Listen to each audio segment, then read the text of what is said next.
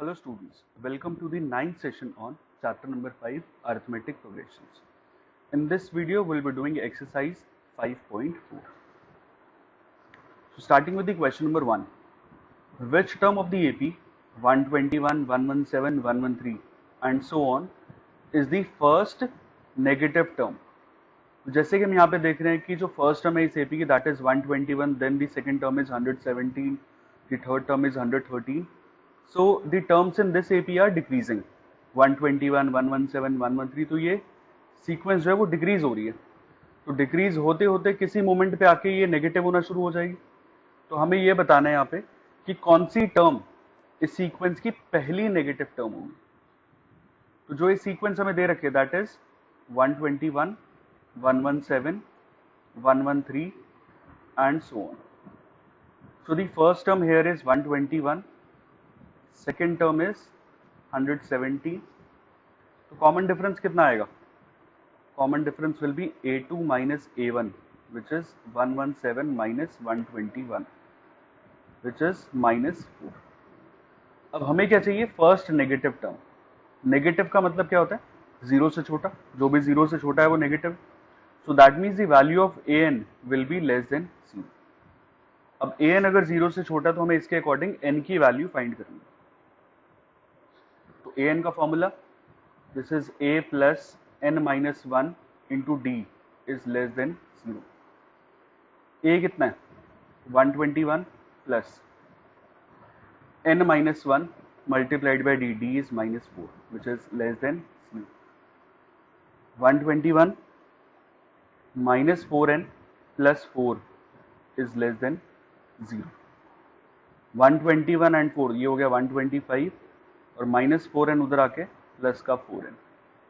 तो n की value कितनी हो जाएगी? n will be greater than 125/4. सो इसका मतलब जो n है that will be greater than 125/4 कितना आएगा? This is 31.25. अब क्योंकि n जो है वो पोजीशन है तो वो डेसिमल में तो होगी नहीं, फ्रैक्शन में तो होगी नहीं. तो इसका मतलब n की वैल्यू जो होगी दैट विल बी 31.25 से बड़ी. तो क्या हो जाएगा? ये 32, 33, 34 एंड सो ऑन इस तरीके से चलेगा. तो इसका मतलब 31st टर्म तक तो हमारी सारी टर्म्स पॉजिटिव होंगी. 31st के बाद मतलब 32nd, 33, 34 इस तरीके से जो भी आगे वाली टर्म्स होंगी all these terms will B negative. But हमें कौन सी टर्म चाहिए यहाँ पे? फर्स्ट नेगेटिव टर्म चाहिए. तो पहली नेगेटिव टर्म कौन सी आएगी? 32nd टर्म भी नेगेटिव है, 33rd भी नेगेटिव है, 34th भी नेगेटिव है. तो फर्स्ट नेगेटिव टर्म जो आएगी that will be the 32nd term. Therefore 32nd term is the first negative term of this AP. और अगर हम चेक करना चाहेंगे 32nd टर्म आ कितनी रही है तो वो भी देख सकते हैं. A32. This will be A plus 31D. A की वैल्यू कितनी है? 121 plus 31 into D की वैल्यू इज -4. तो ये हो जाएगा 121 minus 124 which is -3. That means -3 will be the first negative term जो कि 32nd position पे होगी. Okay. Moving on to the second question. The sum of the third and the seventh term of an AP is 6. तो third और seventh term का जो sum है ये हमें 6 दे रखा है और इनका जो प्रोडक्ट है A3 into A7 this is given as 8. और हमें क्या करना है? Find the sum of the first 16 terms of this AP. पहली 16 टर्म्स का सम निकालना है. तो पहले इन दोनों को यूज करके हम ए और डी की वैल्यूज निकालते हैं जो कि इसको सेटिस्फाई कर रही है. सो A3 मतलब a प्लस 2d और A7 मतलब a plus 6d. Third term और सेवेंथ टर्म का सम कितना है? 6 है. अब इसको सिंप्लीफाई करेंगे a एंड a ये हो गया 2a, 2d एंड 6d ये बन गया 8d. तो 2 कॉमन आ गया यहाँ से, अंदर बचा a plus 4d. This is 6. So a plus 4d की वैल्यू हो जाएगी 3. यहाँ से अगर हम a की वैल्यू निकालना चाहें तो this will be 3 minus 4d. This is our first equation. Similarly जो प्रोडक्ट वाली रिलेशन दे रखा है that is A3 into A7. ये भी हमें 8 दे रखा है, वैल्यू पुट कर देते हैं. A3 is a plus 2d and A7 this is a plus 6d is equal to 8. अब क्योंकि यहाँ पे दो वेरिएबल चल रहे हैं, तो what will do is from equation number 1 put the value of a as 3 minus 4d here. a की value 3 minus 4d plus 2d, और यहाँ पे a minus 4d, sorry a की वैल्यू 3 है, तो 3 minus 4d plus 6d is equal to 8. ये हो गया 3 minus 2d multiplied by 3 plus 2d is equal to 8. यहाँ आइडेंटिटी बन रही है a minus b a plus b, so this will be a का स्क्वायर माइनस b का square is equal to 8. तो 9 minus 4d square is 8, 4d square is 1, तो d square will be 1/4.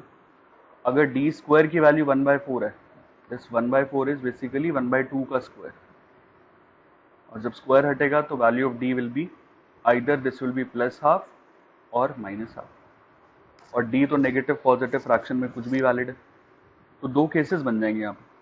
पहला case, अगर d की value half है तो क्या होगा, तो इसके हिसाब से हम a की वैल्यू निकालते हैं.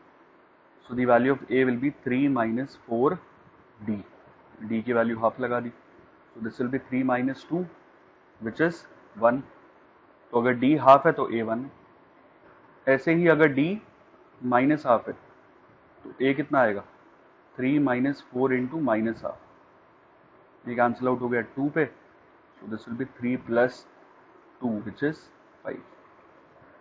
तो एक केस हो गया जब d हाफ है a 1 है, सेकेंड केस जब d माइनस हाफ है और a 5. अब दोनों केसेस के हिसाब से हमें यहाँ पे सम ऑफ फर्स्ट 16 टर्म्स फाइंड करना है. सो केस 1 ले रहे हैं जब a 1 है और d हाफ है. Case 1 when a is 1 and d is half. क्या निकालना है हमें, सम ऑफ फर्स्ट 16 टर्म्स निकालनी. फॉर्मूला क्या बनेगा, n/2 2a plus n minus 1 which is 15 into d. 16/2 is 8, 2a plus 15 into D. D की वैल्यू कितनी है, हाफ. एलसीएम ले लिया, 8 2 plus 15/2.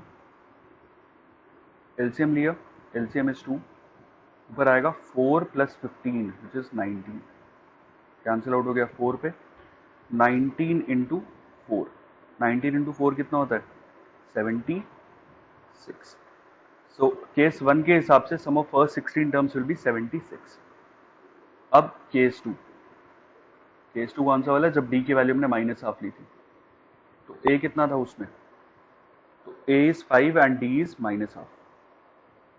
When a is 5 and d is minus half, इस time पे सम ऑफ 16 टर्म्स कितना आएगा, n/2 2a प्लस 15d.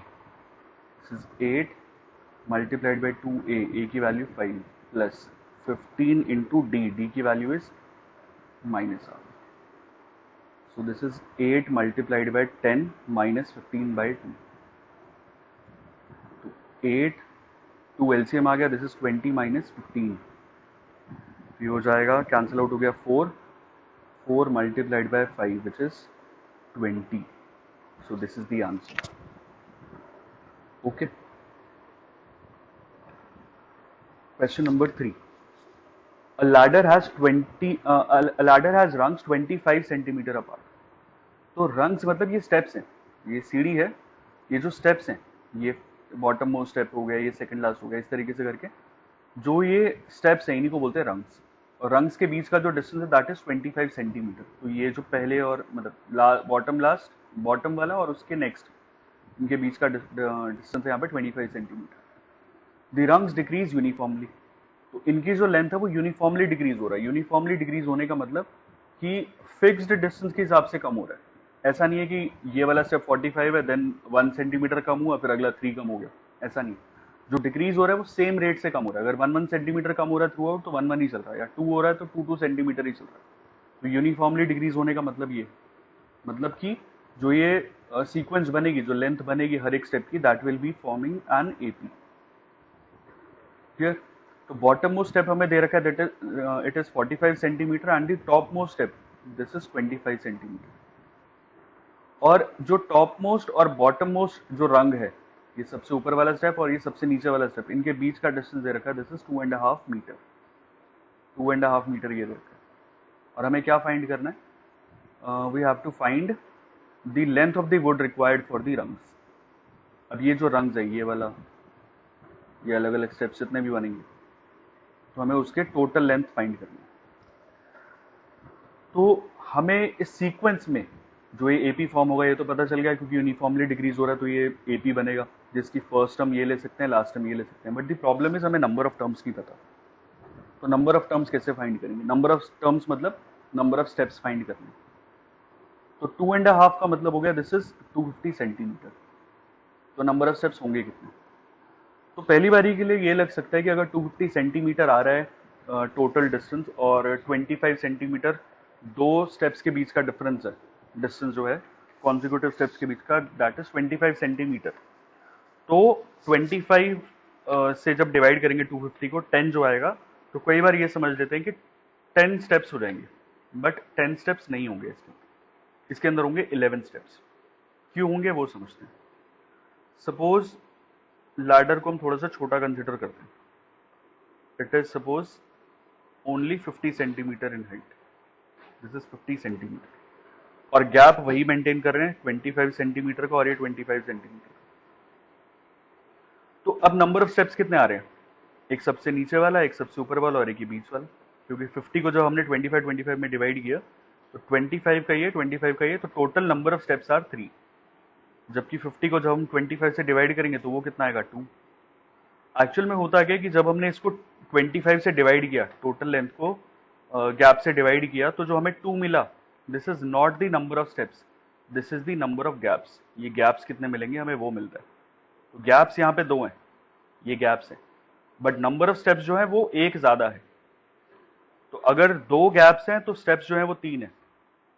अगर लैडर की लेंथ सपोज 75 होती, सपोज दिस इज 75 सेंटीमीटर, तो ये 25 हो गया, ये 25 हो गया, ये 25 हो गया। तो जो दिखने में हमें लग रहा है कि 25 का गैप आ रहा है, तो 75 होने चाहिए।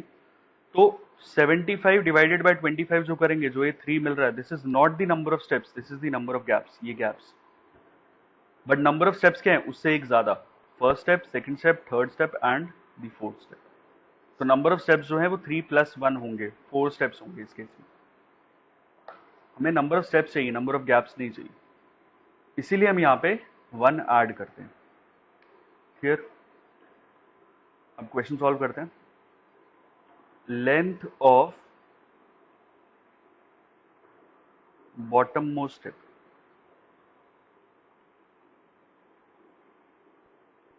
This is 45 centimetre. Length of top most step, या फिर हम इसको रंग भी बोल सकते हैं, एक ही चीज है, इज 25 सेंटीमीटर। ये भी रंग है। नंबर ऑफ स्टेप्स अभी बताया क्या करना है, जो total length of the ladder है उसको हम गैप से डिवाइड करेंगे एंड विल ऐड 1। 1 क्यों ऐड किया ये अभी मैंने एक्सप्लेन किया। So this will be 11 steps. 11 steps का मतलब there will be 11 terms in this AP. So total length of wood कितनी होगी? n/2 a + an, क्योंकि हमें फर्स्ट टर्म और लास्ट टर्म पता है एपी की, और नंबर ऑफ टर्म्स पता है, दिस इज n।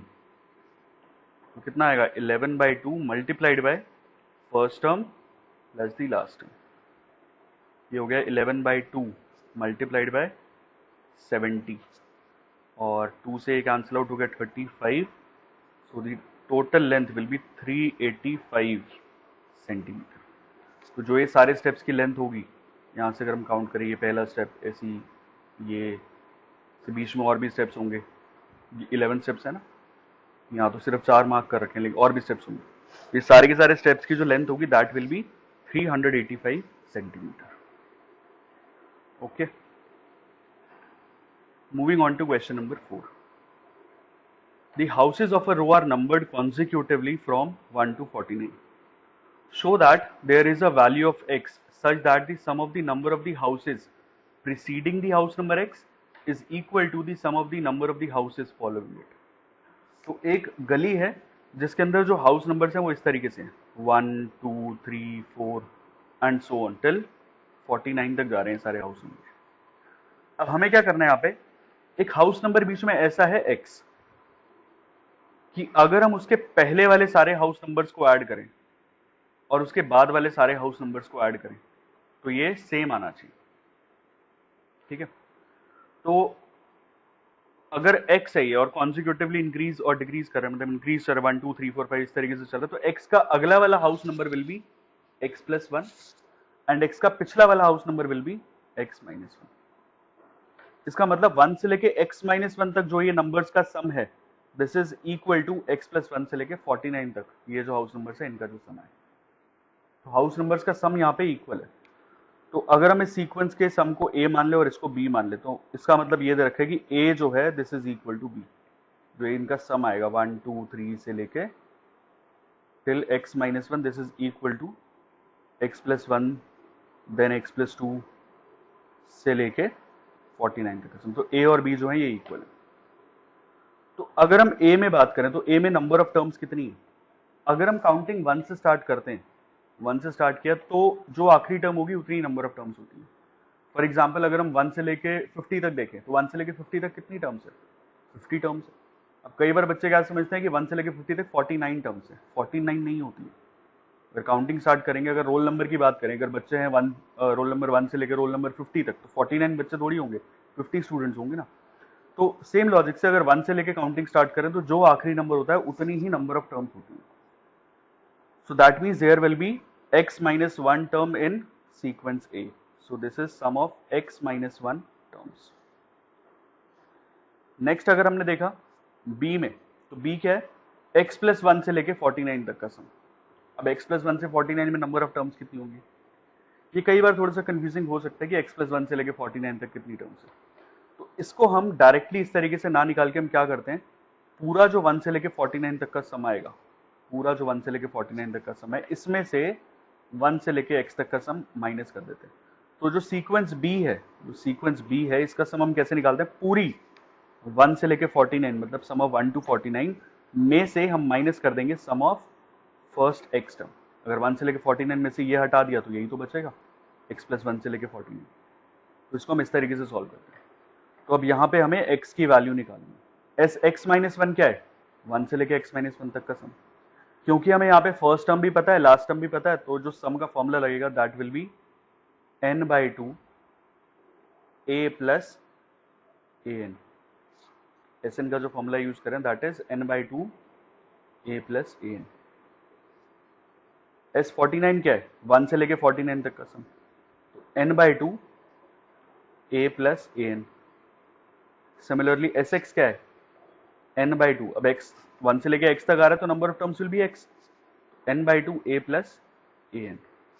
अब हमें यहाँ से x निकालना है, यहाँ पे 1 और -1 कैंसिल आउट हो गया और डिनोमिनेटर में देखें तो हर जगह से 2 भी कैंसिल आउट हो जाएगा। चलो बाद में करते हैं, x minus 1/2 multiplied by x,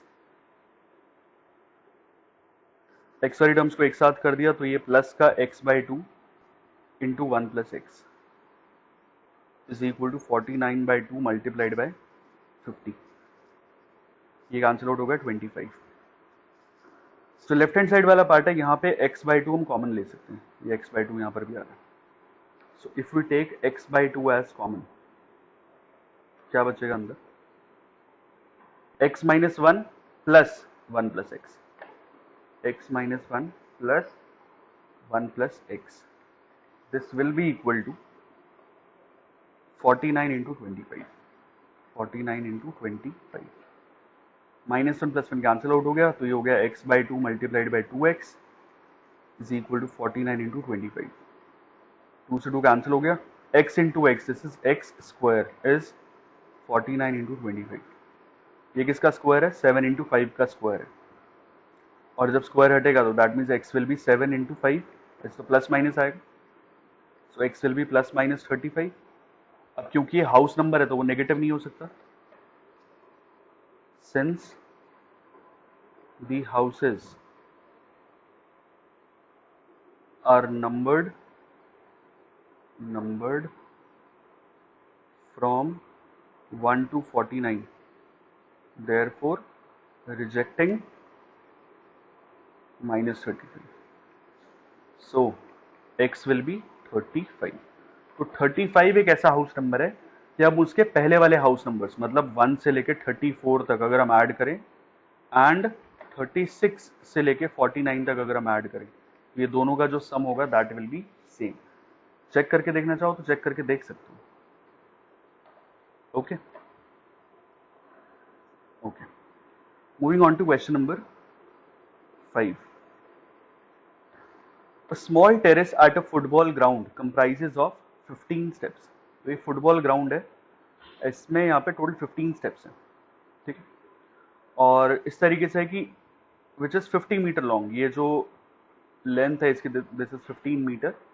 each step has a rise of 1/4 metre. Rise मतलब उसकी हाइट है. तो ये राइज हमें हाइट दे रखी है, this is 1/4 metre. And a tread of half metre. Tread मतलब जो ये बैठने की जगह है. जैसे कि अगर मैं थोड़ा सा और बड़ा बना के दिखाऊं इसको, तो सपोज ये है हमारे पास. सो ये हमारा पहला स्टेप हो गया, ये दूसरा स्टेप हो गया. Similarly this is the third step. इस तरीके से चल रहा है. और ये जो इसकी लेंथ है ये टोटल हमारी 50 मीटर है. और बना लेते हैं.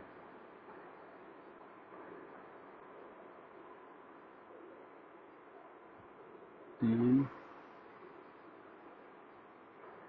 इसमें 4 होंगे and the last one this is 5.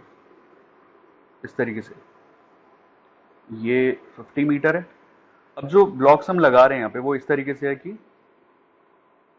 ये इस तरीके से आ रहा है. तो जो पहला स्टेप है इसमें एक ब्लॉक लगा है जिसकी लेंथ यहाँ पे 50 मीटर दे रखी है. इसकी height is 1/4 metre and the tread ये बैठने की जगह है 1/2 मीटर. तो अगर हम यहाँ पे देखें तो पहला वाला जो स्टेप है उसमें ऐसे मार्केट वाला एक ब्लॉक लगा है. सपोज मार्केट में ऐसे ऐसे पूरे बने बने ब्लॉक मिलते हैं. तो पहले स्टेप में अगर हमने यहाँ पे एक ब्लॉक लगाया तो दूसरे स्टेप में ऐसे 2 ब्लॉक्स लगेंगे. तीसरे वाले स्टेप में ऐसे 3 ब्लॉक्स लगेंगे. चौथे वाले में ऐसे 4 ब्लॉक्स लगेंगे. इस तरीके से टोटल 15 अगर स्टेप तक हम जा रहे हैं तो 15 ब्लॉक्स एक के ऊपर एक ऐसे लगाते चले जाएंगे. तो अगर हम यहाँ पे देखें हमें क्या निकालना है, total volume of concrete required to build the terrace. तो टोटल 15 स्टेप्स तक बनाने के लिए कितना कॉन्क्रीट यूज होगा वो निकालना है. तो volume of concrete for first step will be length. ये हमारी फर्स्ट टर्म होगी सीक्वेंस की, इनटू ब्रेड्थ इनटू हाइट. ये आएगा 25/4 मीटर क्यूब. ऐसी volume of concrete for second step A2. अब जैसे यहाँ पे एक ही ब्लॉक यूज हुआ था तो सेकंड स्टेप के लिए ऐसे हमारे पास यहाँ पे 2 ब्लॉक यूज हुए, एक और एक ही. थर्ड वाले के लिए you will use 3 steps, 3 blocks. इसी फोर्थ वाले के लिए यहाँ पे 4 ब्लॉक्स लगेंगे. ध्यान से लगेंगे तो पता चलेगा. तो सेकंड स्टेप में ऐसे ही 2 ब्लॉक्स लगेंगे. तो it will be 2 × 25/4 which is 25/2 metre cube. Similarly third वाले के लिए 3 × 25/4, फोर्थ वाले के लिए 4 × 25/4. इस तरीके से चलेगा. अब क्योंकि ये सेम ही तरीके से इंक्रीज हो रहा है, 2 × समथिंग 3 × समथिंग, तो ये AP में आएगा. So the common difference will be A2 minus A1 which is A2 25/2 minus 25/4. LCM लिया तो एलसीएम आ गया 4, ऊपर आएगा 50 minus 25 which is 25/4 metre cube. तो कॉमन डिफरेंस भी इतना ही है क्योंकि सेम ही रेट से इंक्रीज हो रहा है. एक स्टेप हो गया, फिर एक ब्लॉक ऐड हुआ, फिर दूसरा ब्लॉक ऐड हुआ, फिर एक और ब्लॉक ऐड हुआ, फिर एक और ब्लॉक ऐड हुआ. तो एक्चुअल में एक एक ब्लॉक जो है वही हमारा कॉमन डिफरेंस है. यही हमारा एक एक ब्लॉक की जो वॉल्यूम है वही हमारा कॉमन डिफरेंस रहेगा. अब ऐसे 15 स्टेप्स हैं तो we have to find the volume of total 15 steps. तो volume of 15 steps will be S15 which is 15/2 2a plus 14d n/2 2a plus n-1 into d. 15/2 2 × 25/4 plus 14 into 25/4। अब 25/4 हम यहाँ से कॉमन ले सकते हैं, तो यहाँ बचा 15/2 मल्टीप्लाइड बाय 25/4। अंदर क्या बचेगा, जब 25/4 कॉमन आ गया, ये भी कॉमन, ये भी कॉमन, अंदर बचेगा 2 + 14, तो 2 + 14, 15/2 multiplied by 25/4 into 2 into 14, this is 16, 2 4 8 और 8 2 16, ये हो गया 30 multiplied by 25 which is 750 metre cube. So the total volume जो कि रिक्वायर्ड होगी ऐसे 15 स्टेप्स बनाने के लिए इस टेरेस में, that will be 750 metre cube. Okay, so with this we have completed exercise 5.4 from NCERT. We'll continue with the next chapter in the next video. Thank you so much.